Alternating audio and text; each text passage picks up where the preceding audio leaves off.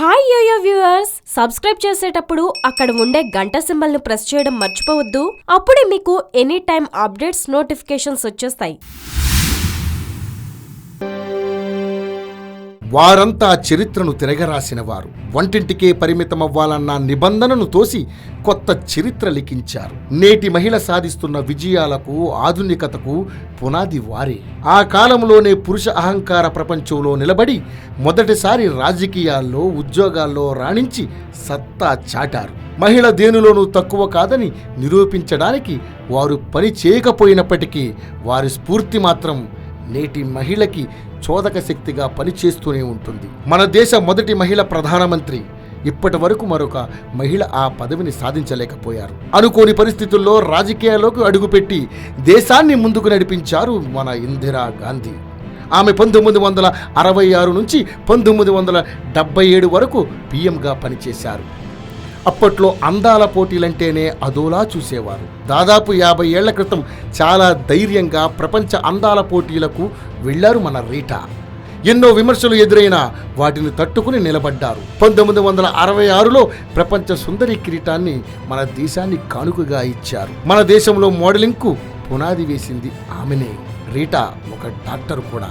సినిమాల్లో ఛాన్సుల కోసం ఇప్పుడు ఎంతో మంది అమ్మాయిలు స్టూడియోల చుట్టూ తిరుగుతూ ఉన్నారు.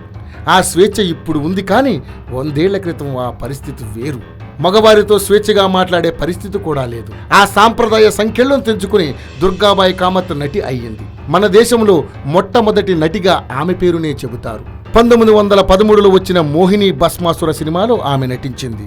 ప్రముఖ దర్శకుడు దాదాసాహెబ్ ఫాల్కే తీసిన రెండో చిత్రం అది. ఈ కాలంలోనే ఫోటో జర్నలిస్టులైన అమ్మాయిలు కూడా తక్కువ. కెమెరాను మోస్తూ ఫీల్డ్లో తిరిగే ఉద్యోగం అది. 50 ఏళ్ల క్రితమే హోమై ఆ పనిని చేపట్టింది. భారతదేశ స్వాతంత్రోద్యమానికి సంబంధించి అనేక ఫోటోలు ఆమె తీసింది.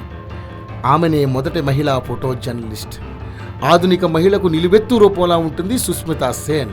ఈ బాలీవుడ్ హీరోయిన్ దేశానికి మొట్టమొదటి విశ్వసుందరి కిరీటాన్ని తెచ్చింది. 1994లో ఆమె విశ్వసుందరిగా నిలిచింది. పెళ్లి చేసుకోకుండా 2 పిల్లలను పెంచుకుంటోంది. మహిళా పైలట్ల సంఖ్య ఇప్పుడు కూడా చాలా తక్కువే. అలాంటిది 19వ శతాబ్దంలోనే పైలట్గా మారింది ఢిల్లీకి చెందిన సార్లా తక్రాల్. 1913లో జన్మించిన ఈమె 21 ఏళ్లకే విమానాన్ని నడిపి మన దేశ మొట్టమొదటి మహిళా పైలట్ అయింది.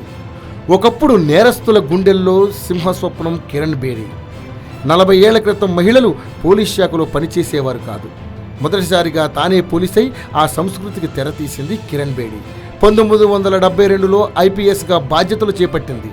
ఆమె మన దేశ మొదటి మహిళా పోలీస్, మొదటి మహిళా ఐపీఎస్.